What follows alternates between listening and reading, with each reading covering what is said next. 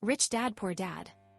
This video is based on key insights from the book Rich Dad, Poor Dad by Robert Kiyosaki. Introduction: Rich Dad, Poor Dad. Robert Kiyosaki grew up with two dads who taught him very different things about money and life. One dad was super smart, with lots of degrees from big universities. He believed in going to school, getting a good job, and working hard for your money. The other dad didn't finish school, but had a strong work ethic and knew how to make money work for him. This difference in their backgrounds created a fascinating contrast in how they thought about money and life lessons. Growing up, Robert saw firsthand how their views shaped their lives and his own understanding of the world. The smart dad often talked about staying in school and finding a good job to earn well. But Robert's second dad taught him something different. Money isn't just about having a good job, it's about understanding how to make money work for you. He emphasized thinking positively and viewing money as power, rather than just a means to buy things.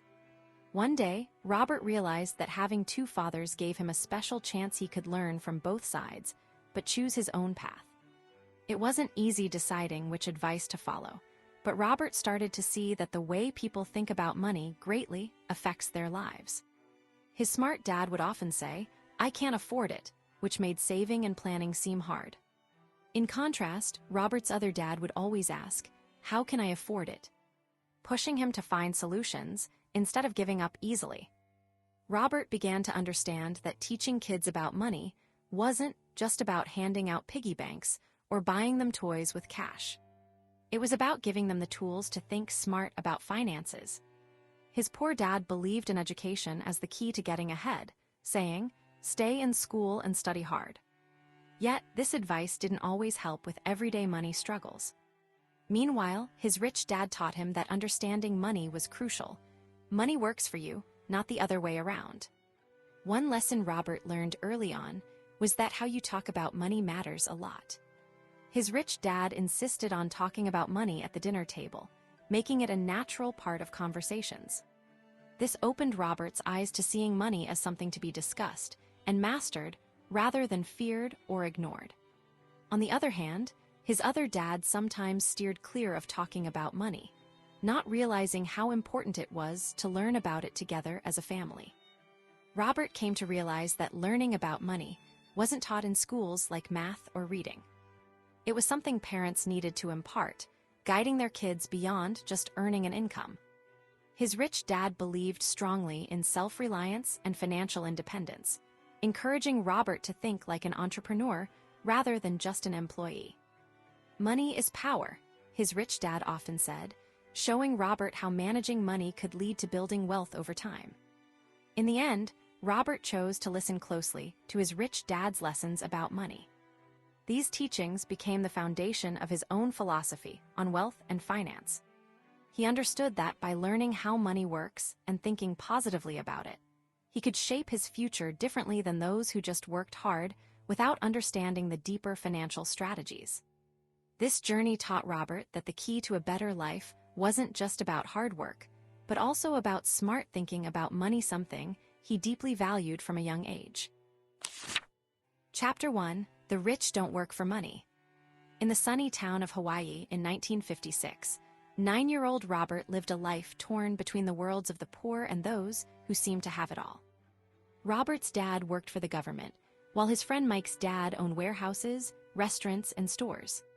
Despite their different backgrounds, both dads wanted their sons to learn valuable lessons about life and money. One day, after seeing his friend Jimmy celebrate at a fancy beach house party, Robert felt a pang of sadness and jealousy. He asked his dad why they couldn't afford similar treats. Robert's dad replied gently, "If you want riches, you must learn to make money work for you, not the other way around." Inspired by this, Robert approached Mike with a plan to start a small business. Together, they decided to collect used toothpaste tubes from neighbors, melting them down to make pretend coins nickels made of Lita, playful imitation of wealth. Though their venture ended abruptly due to counterfeiting laws, it sparked an idea in both boys. They wanted to understand how to truly make money work for them.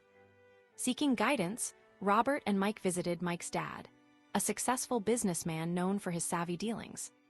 Mike's dad proposed a unique arrangement. Robert would work part-time at his neighborhood store for a mere 10 cents an hour, promising to teach him invaluable lessons about money along the way. At first, Robert felt cheated, grumbling about the meager pay, but his frustrations soon transformed into determination when Mike's dad revealed the deeper lesson. True wealth comes from knowing how to use money wisely, not just earning more of it. Working for nearly nothing ignited a spark in Robert's mind. He began to see the world differently, how most people let fear and desire control their lives, always chasing more money without understanding its true nature. One Saturday, after 3 weeks of working for peanuts, Robert's rich dad stopped by the store. Instead of a raise, Robert's dad challenged him to work for free again, emphasizing the importance of mastering one's emotions over mere money. This bold move taught Robert the value of resilience and thinking beyond immediate gratification. Feeling empowered, Robert and Mike started their own comic book library after school, charging a small fee to borrow comics. This venture showed them firsthand how money could work for them, not the other way around.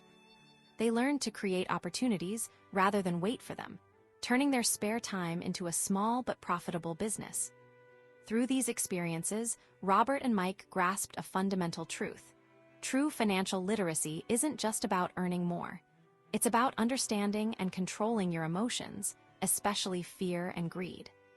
Their dads, in their own ways, imparted this wisdom Robert's dad by showing him the value of hard work within a broader context, while Mike's dad guided them towards mastering the art of making money serve them. These lessons shaped Robert's outlook on life, teaching him that wealth isn't just about having lots of money, but knowing how to use it creatively and wisely. By embracing these lessons, Robert and Mike began to see the world beyond just working for money, opening doors to endless possibilities and a life less bound by the chains of financial insecurity. Chapter 2: Why Teach Financial Literacy? Robert Kiyosaki once shared a heartwarming story about teaching kids the importance of money early on, emphasizing how it shapes their futures. In his own family, Robert noticed a big difference between how he was raised and how his son Mike was taught about money by his father. When Robert was young, financial literacy wasn't a focus in schools or at home. But Mike's dad understood that teaching kids about money was like laying a strong foundation for a tall building. He believed that understanding basic financial concepts could change a child's life dramatically. Mike's dad started by using simple pictures and stories to explain tricky ideas like assets and liabilities. For example, he drew a picture of a piggy bank filling up with coins, representing how assets put money in your pocket. On the other side, he illustrated a leaky faucet, showing how liabilities drain your money instead. These drawings helped Mike and Robert grasp that buying things like toys or fancy clothes might seem cool, but they weren't always good investments. One lesson that stood out involved a simple game. Mike's dad would pretend to be a store owner and let his sons play customers. They learned firsthand how every purchase mattered, whether they were buying candy, an asset because it could later be sold, or getting a soda, a liability because it cost money without future benefits. This hands-on approach made financial lessons fun and memorable. Robert recalled how his own education system lacked this kind of practical money talk. Schools focused more on reading and writing than on helping kids understand money matters. He realized that by the time kids left school, they often felt clueless about budgeting, saving, or investing, things that could have made their lives easier later on. To illustrate the impact of early financial education, Robert shared a story about two young friends. One friend, taught by his parents about money, started saving a small allowance from age 8. By the time he was 20, he owned several rental properties and was financially secure. The other friend grew up thinking a big house was the ultimate goal, only to find himself struggling with debt and little savings by adulthood. This stark contrast showed Robert how early lessons could set someone up for success or hardship.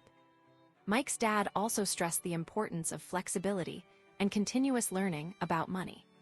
He taught his son to always question why things were done a certain way and to seek smart investments, rather than jumping into expensive purchases like homes or cars just because everyone else did. This mindset helped Mike grow into a successful businessman who understood the value of keeping more money than he spent. Robert believed that every child deserved this kind of financial foundation. He often shared these lessons in talks, encouraging parents to start simple conversations about money with their kids, teaching them to see the difference between spending wisely and falling into debt traps. By doing so, they could equip their children with the tools to navigate financial challenges and build lasting wealth.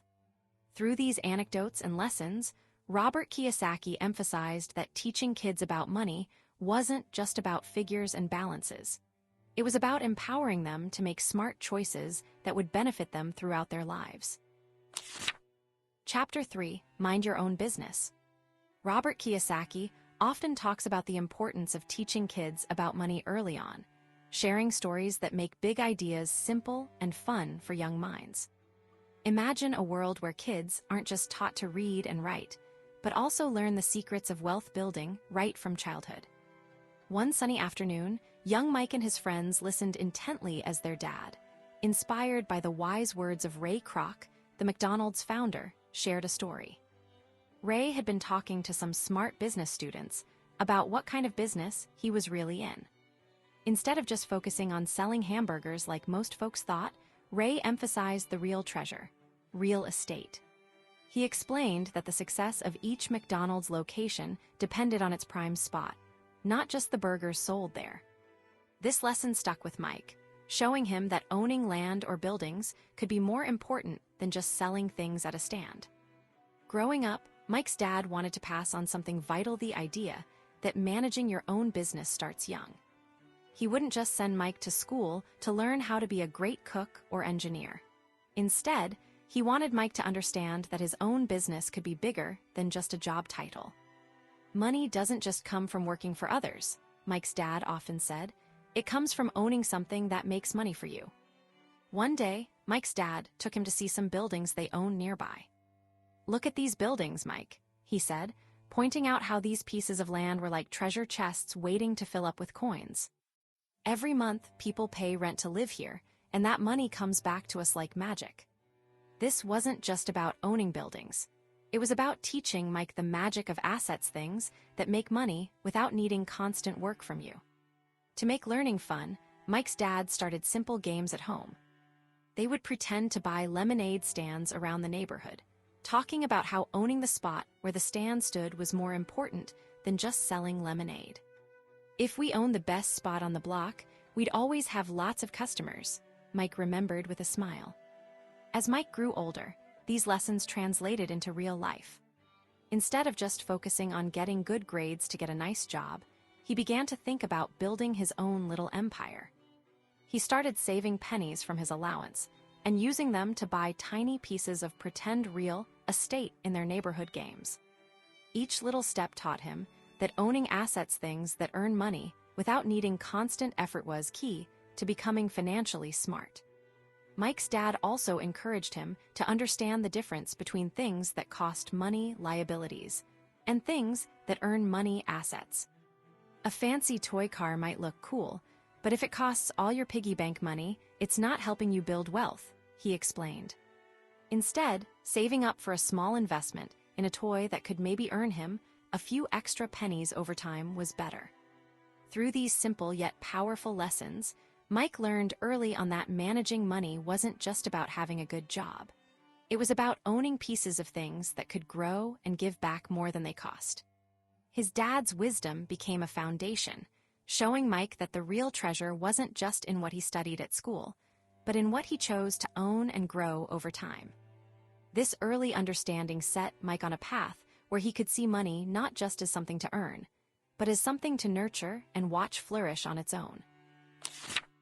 Chapter 4: The History of Taxes and the Power of Corporations. Robert Kiyosaki once shared a heartfelt story about teaching his children, Mike and him, about money and how to navigate its complexities. Growing up, his son heard tales of Robin Hood from his teacher, who portrayed him as a heroic figure who stole from the rich to help the poor.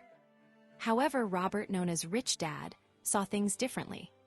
To him, Robin Hood wasn't a hero but a crook, because ultimately, his actions didn't solve the bigger money problems faced by most people. Robert's approach to teaching his kids was deeply rooted in understanding history and the true nature of wealth and taxes. He explained that long ago, taxes didn't exist regularly. Only when kings needed money for wars did they ask for donations. It took time, about 50 years before people in England and America started accepting regular taxes, especially when they were told these taxes were just to make the rich pay more. But this wasn't fair to everyone else. The middle class ended up shouldering most of the burden, while the rich found clever ways to protect their money. Rich Dad believed that the key to financial wisdom lay in recognizing the power of corporations. He likened a corporation to a magical shield that protected wealth from being taken away. Imagine if you had a piggy bank, but one day, someone said they could take all your coins if they wanted to. Instead, Rich Dad taught his kids about a special kind of piggy bank called a corporation. In this piggy bank, you can put your money to work without worrying as much about others taking it away. For example, if you owned a lemonade stand through a corporation, you could buy better lemons, cups, and even hire friends to help without losing your entire savings if things didn't go perfectly. To make this easier for young minds, Robert used simple stories. He told them about a kid named Mike who had a lemonade stand. If Mike worked hard at his stand alone, every drop of lemonade sold went straight into his pocket. But sometimes, it felt like all the change was slipping away with taxes. But if Mike started a corporation for his stand, he could buy better equipment, perhaps even have friends help out, and still keep more of his earnings because of smart tax strategies. It's like having a super smart piggy bank that helps you keep more money safe and growing. Robert also stressed the importance of financial literacy, learning how money works and how to make it work for you. He broke it down into simple parts. 1. Counting money. Just like learning your ABCs, understanding numbers and how they show money coming in and going out is crucial. This helps you see if your lemonade stand is making more than it spends. 2. Growing money. This is like planting seeds and watching them grow into trees. Robert taught his kids about different ways to make their money grow, like putting it into special savings accounts or investing in things like houses or businesses that can make more money over time. 3. Knowing the market. Imagine you have a lemonade stand, but suddenly everyone starts selling lemonade everywhere. Understanding how many people want lemonade and how much they're willing to pay helps you sell more and keep prices fair. 4. Rules and laws. Just like knowing the rules of a game, understanding taxes and how corporations work under the law gives you an edge. It's like having a secret map that shows you how to avoid getting caught when playing hide-and-seek with your money. Robert wanted his kids to see that working hard for someone else's money wasn't always the best plan. Instead, he encouraged them to think like entrepreneurs, owners of their own little businesses. He believed that if you own a lemonade stand through a corporation, you're not just selling lemonade. You're building something bigger and safer. This way, you learn to keep more of your earnings and use them wisely to buy more lemons or even open more stands. Through these lessons, Robert hoped his kids would grow up knowing that money isn't just about earning more, but about protecting what you earn and making it grow. He wanted them to see that owning their own little parts of businesses could lead to a future where they control their own money journey, not just follow others' directions. Chapter 5: The Rich Invent Money. Robert Kiyosaki often talks about how important it is to teach kids about money early on, because it can make a big difference in their lives later. Imagine if you learned about money when you were young, just like learning to ride a bike or tie your shoes. Here's how it could work. One day, while teaching in my classes, I noticed something really cool. Many kids knew how to count money and save a few coins, but they didn't understand how money could grow like a plant in a garden. I wanted to change that, so I started introducing games and fun activities that showed kids how money works in real life. For example, I created a game called Cash Flow, R, where kids could pretend to buy houses, manage budgets, and see how different decisions affect their money. It was like playing with toy houses and money, but they were learning important lessons about investing and saving all at once. One student, let's call her Lily, was especially curious. She loved playing the game because it felt like running a pretend business. In one round, Lily drew a card that said she could buy a toy store. At first, she was excited, thinking about all the toys she could get. But as we explained how the income statement and balance sheet worked together, she started to understand that she needed to make sure she had enough money coming in to cover her expenses. Suddenly, Lily realized her toy store might need more careful planning to succeed. This made her think critically about her decisions, just like grown-ups do in real life. Another time, I brought in some simple stories about real people who made smart choices with money. For instance, I shared how Alexander Graham Bell, the inventor of the telephone, didn't just wait for big companies to take his idea. He boldly pursued his own vision. By teaching kids stories like these, I wanted them to see that being brave with money can lead to amazing outcomes, not just waiting passively for opportunities to come their way. To make it even more engaging, I encouraged questions and discussions about why saving money in a piggy bank might not be as exciting as investing in something that could grow, like tiny pieces of land or stocks. I told them about how even small amounts, like $5 or $10, could grow into bigger sums over time if you knew how to use them wisely. I emphasized that just like learning to read or write, understanding money was a skill that could be mastered with practice and patience. One of my favorite lessons involved a story about a friend who lost his job, but instead of getting sad, he used his knowledge to start a small online business selling homemade crafts. He turned what could have been a setback into an opportunity. By sharing such stories, I hope to inspire kids to think creatively about money and not fear challenges, but embrace them as chances to grow smarter and richer. Overall, my goal was simple: to show kids that money isn't just about having it. It's about making smart choices, taking risks when they make sense, and understanding that their mind is their greatest tool for building wealth. Just like learning to play a new game, mastering money takes practice and a willingness to learn and adapt. By making these lessons fun and relatable, I hoped every child would leave my classroom with a spark of curiosity about the exciting world of finance. Chapter 6: Work to Learn, Don't Work for Money. Once upon a time, there was a wise man named Robert Kiyosaki who had two very different fathers growing up. One dad valued having a steady job above all else, believing that job security meant everything. The other dad, however, stressed the importance of learning continuously, thinking that knowledge was the key to success. Robert learned early on that both perspectives had their merits, but also flaws. Robert loved to share stories about how different people approached life and money. One day, he visited Singapore for an interview and met a young journalist who dreamed of becoming a best-selling author, but felt stuck in her current job. She was talented at writing, but worried that her stories didn't get noticed. Robert suggested she could learn sales skills to help her reach more readers. Initially, she felt defensive, worried about learning something new that felt unrelated to her writing skills. But Robert reminded her that great writing paired with smart sales could turn her dreams into reality. It's like knowing how to make the yummiest cookie, writing, but also understanding how to tell everyone about it at the bake sale, sales.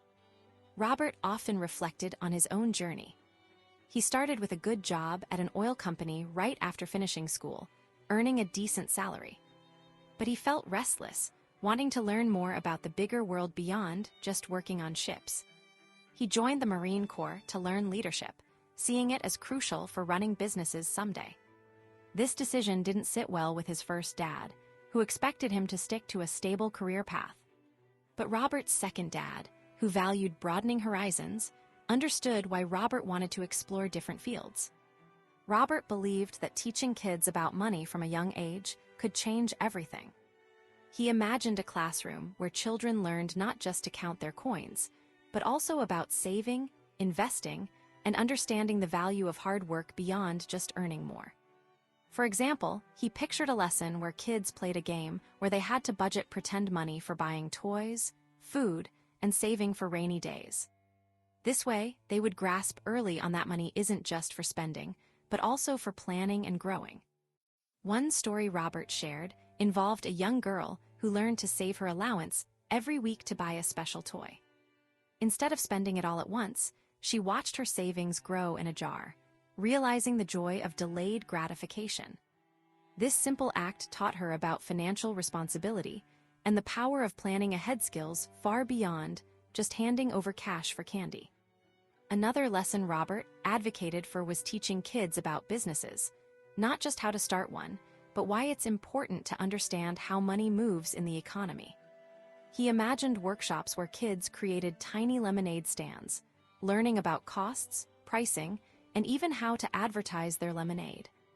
Through these hands-on experiences, children would see firsthand how decisions in business affect profits and losses, much like how choosing the right ingredients affects the taste of their lemonade. Robert knew that just like the young journalist who needed to learn sales, kids needed to be taught more than just the basics of earning money. They should understand that mastering a few key skills like selling, marketing, and financial literacy could open doors to greater opportunities and wealth. It's like teaching them to ride a bike.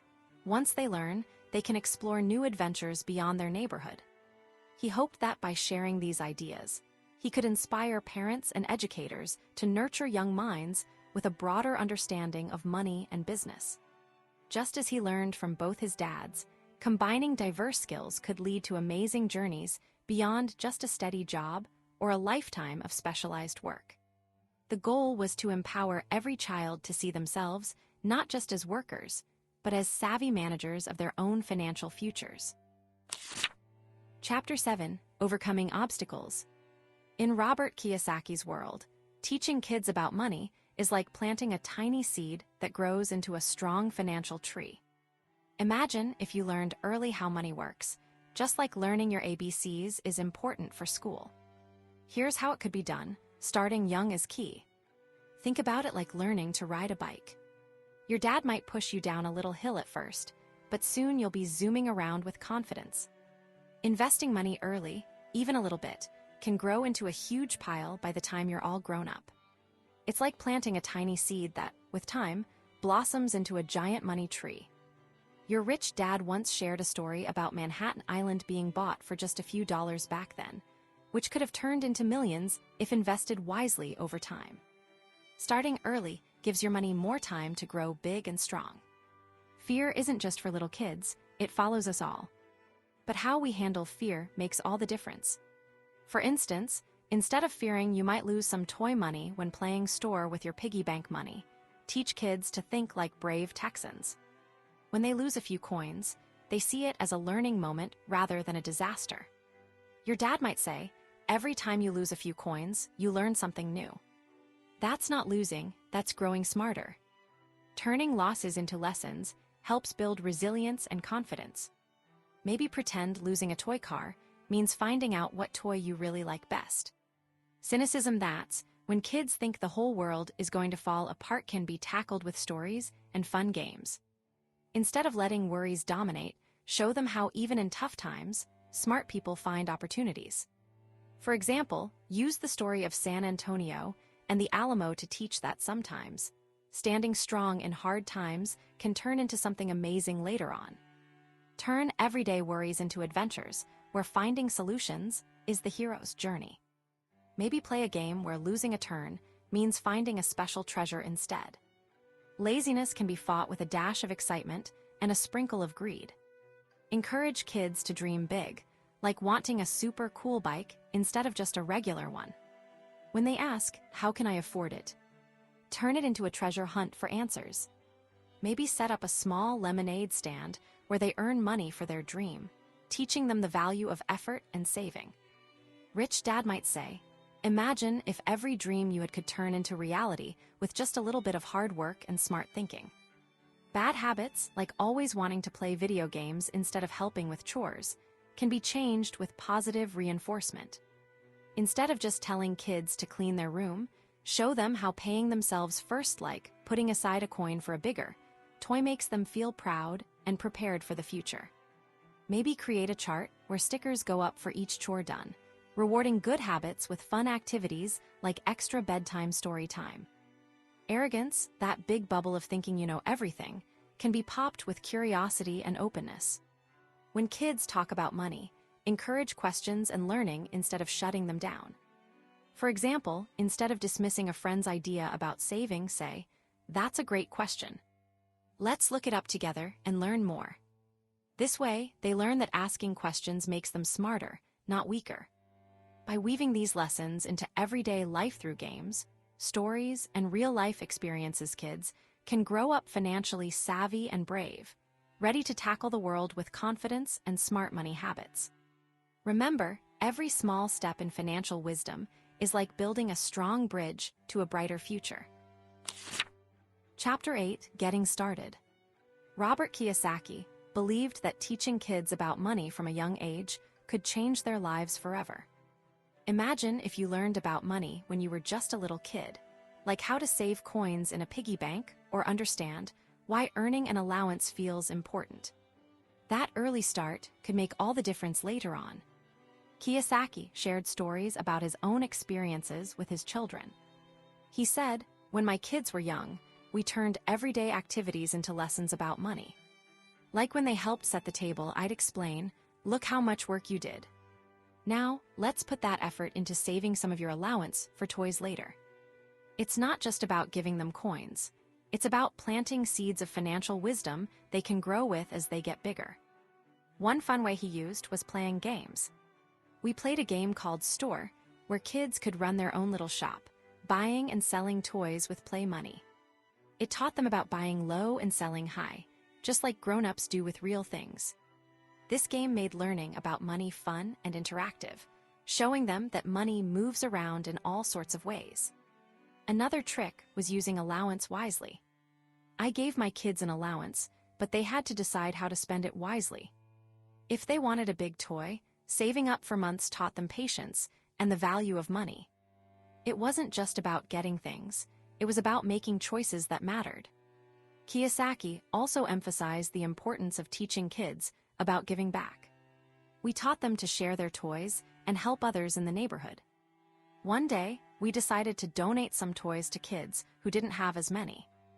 It showed them that money isn't just about keeping it all for yourself, it's about making others happy too.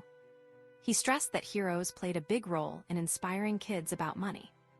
Just like how I looked up to baseball players when I was young, we introduced our kids to successful entrepreneurs and business leaders. Talking about how these people started from nothing and became rich helped them dream big and see that financial success is possible. Lastly, Kiyosaki highlighted the magic of teaching others what you know.